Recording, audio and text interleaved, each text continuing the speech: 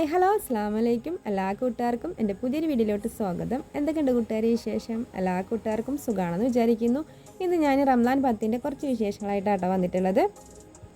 അസർ bank കൊടുത്തതും നിസ്കാരം കഴിഞ്ഞതാ നേരെ കിച്ചണിലേക്ക് കയറിയിട്ടുണ്ട്. ഞാൻ ഉറങ്ങി എണീക്കുമ്പോഴേക്കും ഞാൻ പറഞ്ഞ സാധനങ്ങളൊക്കെ അതൊക്കെ മേടിച്ചു കൊണ്ടുവന്ന് വെച്ചിട്ടുണ്ടായിരുന്നു കേട്ടോ. ഞാൻ ഉറങ്ങി കാണിച്ച പിന്നെ എന്നെ വിളിക്കൊന്നുമില്ല കേട്ടൊക്കെ. രാവിലെ നേരത്തെ എണീക്കണതല്ലേ, ഇക്ക് വിളിച്ചിട്ട് പിന്നെ ഞാൻ എൻ്റെ ഉറക്കം പോകണ്ടെന്ന് പറഞ്ഞിട്ട് അങ്ങനെ ആ പാലൊക്കെ എടുത്തിട്ട് ഞാനിത് അതിനെ തിളപ്പിക്കാൻ വെച്ചിട്ടുണ്ട്.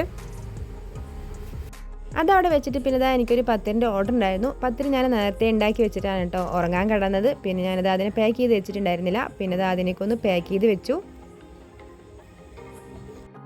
അതിന് പത്തിരിയൊക്കെ പാക്ക് ചെയ്ത് വരുമ്പോഴേക്കും ആ പാലൊക്കെ നന്നായി തിളച്ച് വന്നിട്ടുണ്ടായിരുന്നു. പിന്നെ ഇതാ കുറച്ച് പത്തിരി ബാലൻസ് ഉണ്ടായിരുന്നു കേട്ടോ. എപ്പോൾ ഓർഡർ ഉണ്ടാകുമ്പോഴും കുറച്ച് പത്തിരി ബാലൻസ് ഉണ്ടാവും കേട്ടോ. പിന്നെ ഇതാ അതിനൊക്കെ ഒരു പാത്രത്തിലേക്ക് ആക്കി വെക്കുകയാണ്. വാപ്പാക്കും ഉമ്മാക്കൊക്കെ പത്തിരി ഇഷ്ടമാണ് കേട്ടോ. പിന്നെ ഇവിടെ മക്കൾക്കാണ് കേട്ടോ താല്പര്യമില്ലാത്തത്. അപ്പോൾ പിന്നെ കുറച്ച് ഇതാ ഫ്രൈഡ് റൈസും കൂടി ഉണ്ടാക്കാമെന്ന് പറഞ്ഞിട്ട് കുറച്ച് അരിനൊക്കെ ഒന്ന് വെള്ളത്തിൽ കുതിരാനിടുകയാണ്. ഇവിടെ പിന്നെ വാപ്പാക്കും ഉമ്മാക്കൊന്നും ഫ്രൈഡ് റൈസ് ബിരിയാണി അതൊന്നും ഇഷ്ടമല്ല കേട്ടോ. അവർ കഴിക്കില്ല തീരെ.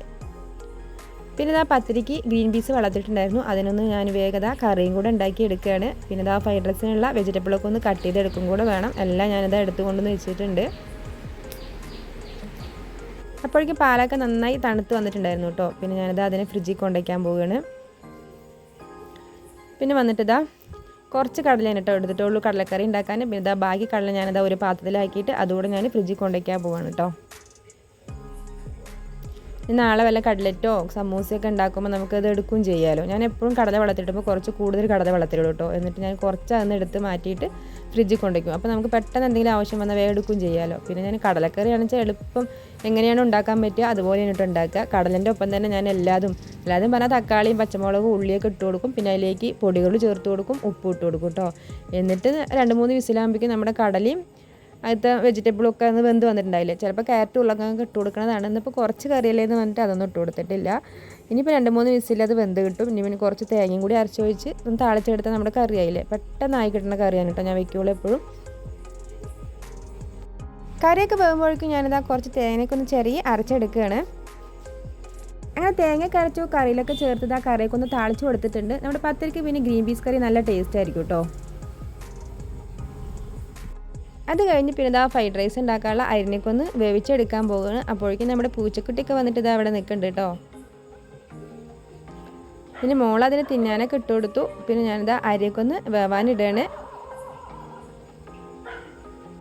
അങ്ങനെ അരി ഇട്ട് കൊടുത്തു. ഇനി ചോറ് പോകുമ്പോഴേക്കും അതിലേക്കുള്ള വെജിറ്റബിളൊക്കെ ഒന്ന് വേഗം ഇതാ കട്ട് ചെയ്ത് എടുക്കുകയാണ്. പുറത്ത് പിന്നെ ഇതാ മഴ പെയ്യുന്നുണ്ട് കേട്ടോ. ഒന്ന് കുറേ ദിവസങ്ങൾക്ക് ശേഷമാണ് കേട്ടോ മഴ പെയ്യുന്നത്. പിന്നെ ഇതാ നല്ല കാറ്റും ഉണ്ട്. കാറ്റും മഴയൊക്കെ കണ്ടപ്പോൾ പിന്നെ കറണ്ട് പോയാലോ എന്ന് വിചാരിച്ചിട്ട് പിന്നെ വേഗം ഇതാ ജ്യൂസ് അടിക്കാൻ പോകണം കേട്ടോ. അപ്പോഴേക്കും നമ്മുടെ റൈസ് വന്നിട്ടുണ്ടായിരുന്നു. പിന്നെ അതിനൊക്കെ ഒന്ന് ഊറ്റി വെച്ചതിന് ശേഷം ഇതാ ജ്യൂസൊക്കെ ഒന്ന് അടിച്ചെടുക്കാൻ പോവുകയാണ്. തണിമത്തൻ ജ്യൂസ് ഉണ്ടാക്കുന്നുണ്ട്. പിന്നെ ഇതാ കുറച്ച് തണിമത്തനൊന്ന് കട്ട് ചെയ്ത് വെച്ചിട്ടുണ്ട് കേട്ടോ. കുക്കുംബറും ഈത്തപ്പഴമൊക്കെ എടുത്ത് വെച്ചു. പിന്നെ മോനും തണിമത്തൻ കൊണ്ട് എന്തൊക്കെയാണ് ഉണ്ടാക്കിയെടുക്കുന്നുണ്ട് കേട്ടോ. പിന്നെ ഇക്കാലത്ത് പൂവമ്പഴമാണ് കേട്ടോ കൊണ്ടുവരാൻ പറഞ്ഞിട്ടുണ്ടായിരുന്നത്. പിന്നെ പൂവമ്പഴം കിട്ടിയിട്ടില്ല എന്ന് പറഞ്ഞിട്ട് റോബസ്റ്റ് പഴമാണ് കേട്ടോ കൊണ്ടുവന്നിട്ടുണ്ടായിരുന്നത്. പിന്നെ അത് അതും കൊണ്ടും കൂടെ ജ്യൂസ് ഉണ്ടാക്കുന്നുണ്ട്. അങ്ങനെ കറണ്ട് പോകുമ്പോഴേക്കും അതും അടിച്ചെടുത്തു. പിന്നെ ഇതാ 2 പാത്രത്തിലാക്കിയിട്ടുണ്ട് കേട്ടോ. ഒന്ന് ഉമ്മാക്കും വാപ്പാക്കും അങ്ങോട്ട് കൊടുത്തു വിടാനുള്ളതാണ്. ഒക്കെ ഞാൻ ഇതുപോലെ തന്നെ ആക്കി വെക്കുകയാണ് കേട്ടോ. അല്ലെങ്കിൽ നോമ്പ് തുറക്കുമ്പോഴേക്കും നല്ല തിരക്കായിരിക്കും.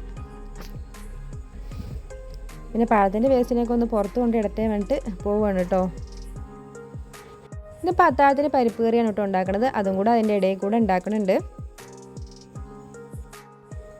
അങ്ങനെ അതൊക്കെ കൂട്ടി അടുപ്പിലേക്ക് വെച്ചു. പിന്നെ ഇതാ ഫ്രൈഡ് റൈസിനുള്ളതും കൂടി അങ്ങോട്ട് വേഗം റെഡിയാക്കി എടുക്കുകയാണ്. അപ്പോഴേക്കും ബാങ്ക് കൊടുക്കാനുള്ള സമയം ഏകദേശം ആകാനായിട്ടുണ്ട്.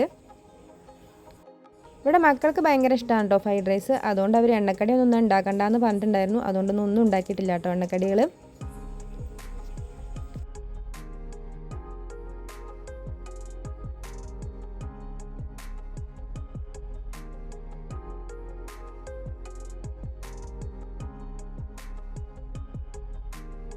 വാപ്പാക്ക് തലചുറ്റിലൊക്കെ ആയിട്ട് ഉമ്മയും വാപ്പയും കൂടെ ഹോസ്പിറ്റലിലേക്ക് പോയതായിരുന്നു കേട്ടോ. പിന്നെ ബാങ്ക് കൊടുക്കുമ്പോഴേക്കും ഇതാ അവരൊക്കെ എത്തിയിട്ടുണ്ടായിരുന്നു. അങ്ങനെ ഇതാ അതിൻ്റെ ഫ്രൈഡ് റൈസൊക്കെ ഞാനിതാ ഉണ്ടാക്കി എടുക്കുകയാണ്. അങ്ങനെ ഫ്രൈഡ് റൈസൊക്കെ ഉണ്ടാക്കി കഴിയുമ്പോഴേക്കും ബാങ്ക് കൊടുത്തിട്ടുണ്ടായിരുന്നു. പിന്നെ ഇതാ ഞങ്ങൾ 4 ആളും കൂടെ നോമ്പൊക്കെ തുറക്കുകയാണ്. അമ്മക്കും വാപ്പാക്കുള്ളതൊക്കെ അങ്ങോട്ട് കൊണ്ടു കൊടുത്തിട്ടുണ്ടായിരുന്നു കേട്ടോ.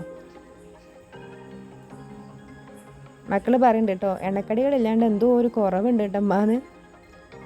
അപ്പോൾ അത്രയൊക്കെ കേട്ടോ ഇന്നത്തെ വീഡിയോ. നിങ്ങൾക്ക് എൻ്റെ വീഡിയോ ഇഷ്ടമാകുകയാണെങ്കിൽ എല്ലാ കൂട്ടുകാരും സപ്പോർട്ട് ചെയ്യുക. നിങ്ങളുടെ അഭിപ്രായം എന്തായാലും ഒന്ന് കമൻറ്റും ചെയ്യണം കേട്ടോ. അപ്പോൾ അടുത്തൊരു വീഡിയോ ഞാൻ ഇനിയും വരാം. എല്ലാ കൂട്ടുകാർക്കും ബൈ, അസ്സലാമു അലൈക്കും.